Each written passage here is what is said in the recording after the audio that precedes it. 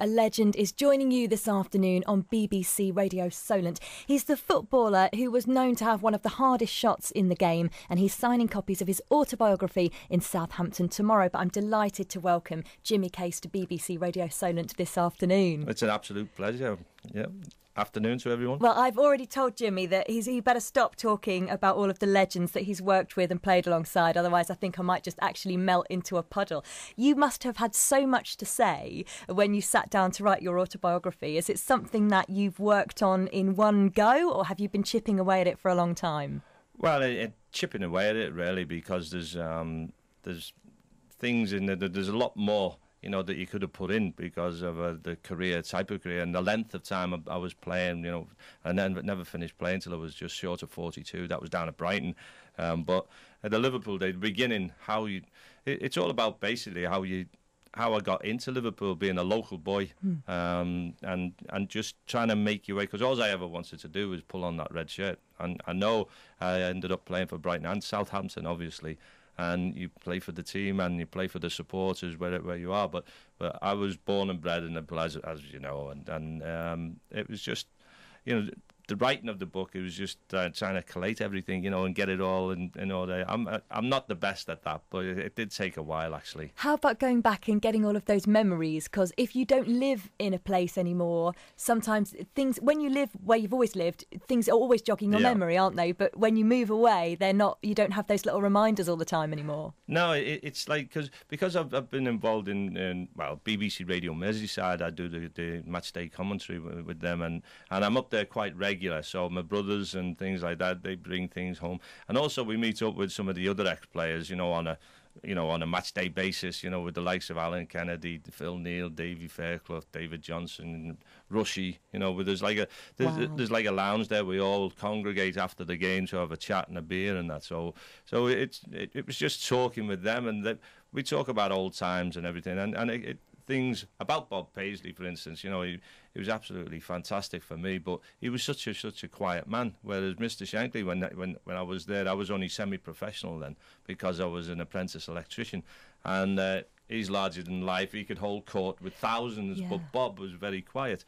So there was differences in their mannerisms and things like that. So all that is in there, and my experiences with those two gentlemen, and obviously the other players. The wisdoms and witticisms of Bill Shankly are very well documented. Can you remember the first time he spoke to you or passed on a piece of advice to you? No, it was just, I'd signed from South Liverpool, which is a non-league side up there in Liverpool, which is just like Eastleigh Football Club, which is essential to boys trying to make it through when they haven't been picked up at an early age. There's always a chance, because I never got picked up by Liverpool till I was 18 years of age. So, with that, just when I first come into the ground, I was shown round by Tom Saunders. He was the youth development, and then, obviously Bill Shankly's there because I was training with the staff during the morning. I always used to get picked for the staff team because I think it was because I was honest. I got a tackle in, and I run around, basically hard worker. So they put me on their side against the other kids. So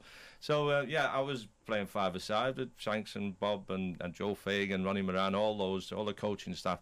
And funnily enough, where I got picked for that team, this is only five-a-side or eight-a-side of end of the morning training. And we had our centre forward there was Ray Clements, who was normally, obviously everybody knows he's a goalkeeper, but he loved playing up front and scoring goals, in training. So it's a bit, all these little things, they come back to you as you start thinking about stuff and trying to put everything into the book, And when you made the move from Liverpool, having had so much success there, so many trophies, what have you, to move to Southampton, how did you feel then at the time, moving so far away from home and so far away from a club that you'd had so much success with? How did you view that move? I'm possibly one of the...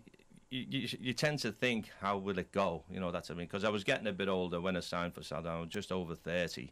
And it was Lottie McMenemy, obviously, he came in for me, bought me. And what it was, he said to me, he said, well, I want you to go into that changing room and not be overawed by the change. He wanted to buy somebody, to fit in, because Steve Williams had just gone to Arsenal. And he said, well, with what you've been through and your trophies, what you won, the players that you played with, I don't think you'll have any problems with, going into the dressing room, because you can be overawed when you first go in. Like the likes of Schiltz was there, Mick Mills, and then there's lots of top players. Joe Jordan was there. So for that, I just fitted in straight away. And I think Laurie has said himself that he bought me basically as a stopgap, to go and get another player. But I ended up, obviously, 6 seasons, played more games for Southampton than what I did for Liverpool, to be honest. There you go. And I suppose when you come to a place where you settle down immediately with work, everything else in life must just fit around it. It's not hard to enjoy life here in the South, is it? No, well, obviously, I still live here, and I enjoyed every minute. And it was a situation where, at first, I had to slow down with my speaking because nobody could understand the word I was saying. I was talking too fast. Really fast. And then even now, when I go back home and speak with my brothers when we're having a beer or something, and then I come back down here and say, "You've been up to Liverpool, haven't you?" Because it comes a bit broader and I'm a bit quicker. But people couldn't understand. They'd say, "What was that?" Yeah. I'd have to repeat myself a bit slower, like that. But again, just everybody, the support was absolutely brilliant.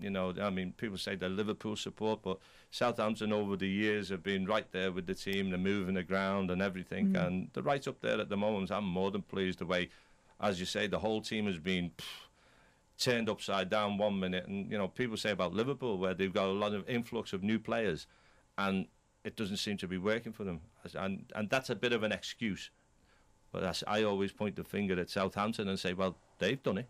Yeah. And they've settled down really well and they're playing well, under Koeman, and obviously Sammy Lee's there as well, who's an extremely good coach and a nice person. I saw one of those A-boards, those chalkboards outside a pub right at the start of the season, and it said Liverhampton kick-off 3:00, and I think that there was a lot of bad feeling, wasn't there, really, at the time when those players left, and the way in which the circumstances under which some of them chose to announce how they were leaving to go to another side. So you must have felt at the time really torn between two. Oh yeah, a lot of people up in Liverpool say, we've nicked another one from your club, this type of thing, and as you say, Liverhampton type thing was all out there at the time. But I look at the players, and obviously the ambitions of the club, and when the manager leaves and there's a big upheaval and Mr. Cortese left, so there was real unsettlement, and people and players and just same as ordinary people, and they think about the future. And it's like Luke Shaw going to Manchester United. If you put the wages to one side, like at that time when he was organised to go there, they were a top club and looking at winning trophies and in European football, because every player wants to play at the highest level, which is the Champions League.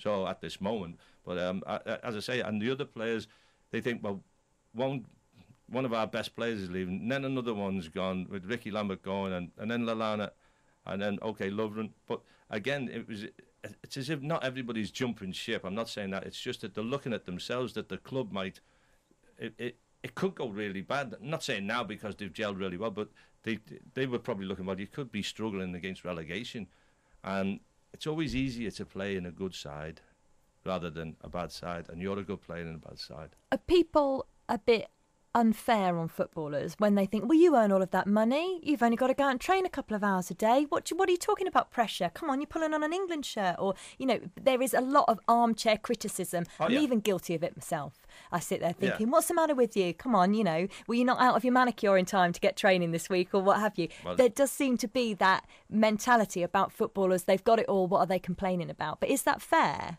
Well, sometimes it can be justified in certain players. I'm like yourself. Doing the Liverpool, commentary type thing. I say what I say. A lot of people say, I love listening to you because you don't mince your words, and you actually say that player is not playing well today. I try to work it out that why they're not playing well, that type of thing, come across that way. But I think the money thing has come right into the fold, and it is a bit like obscene, the wages what they get these days, but it's not their fault.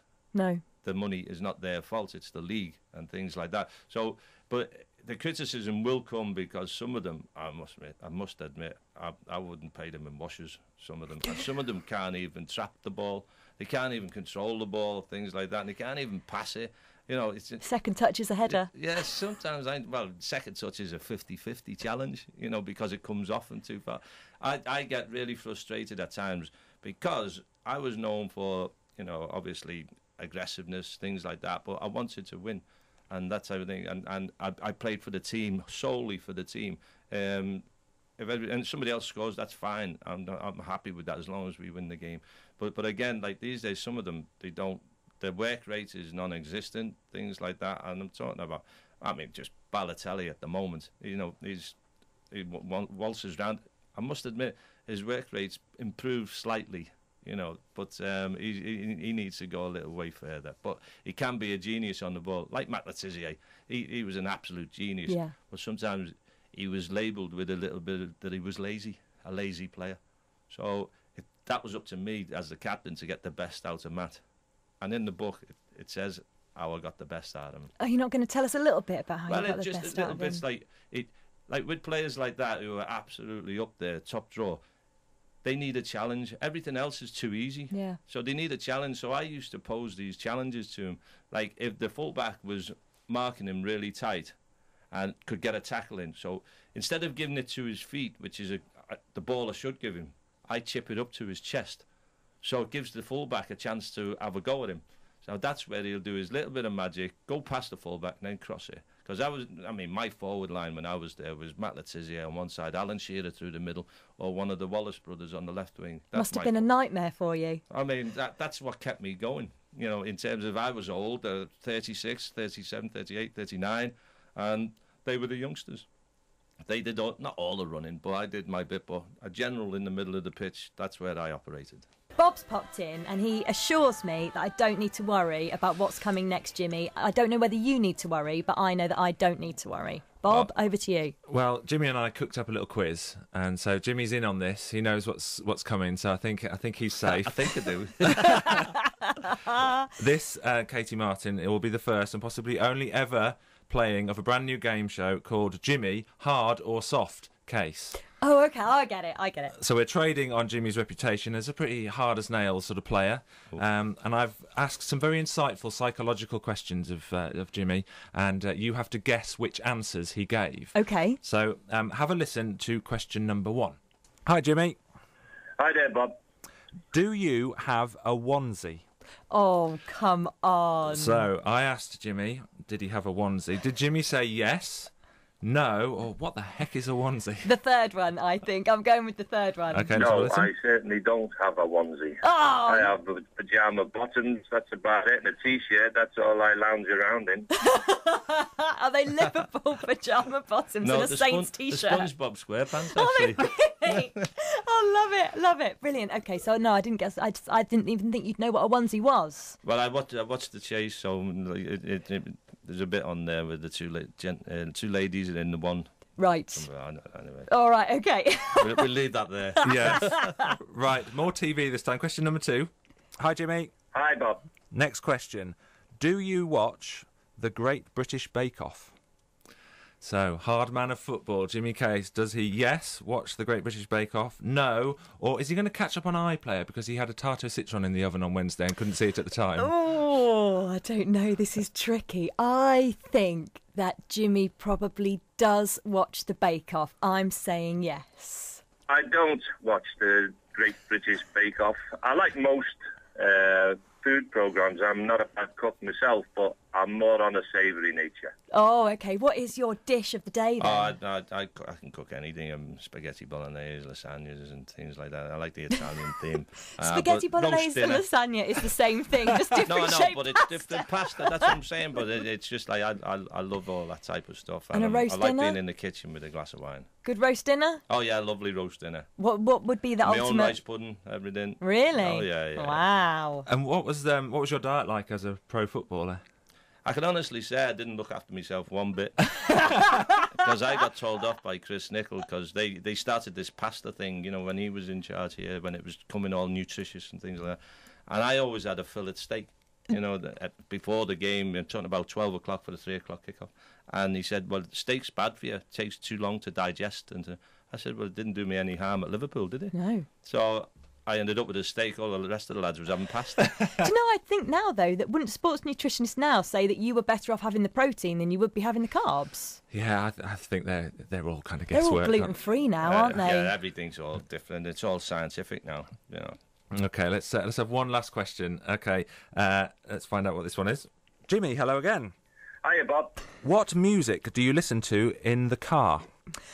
Ooh. So, is Jimmy Case a soft rock man, a sweet soul man, or doesn't listen to music because he's too busy shouting at other drivers? Well, I don't think it's the third one. I would have thought you save all of your frustration for when you're out on the football pitch. Soft rock or sweet soul?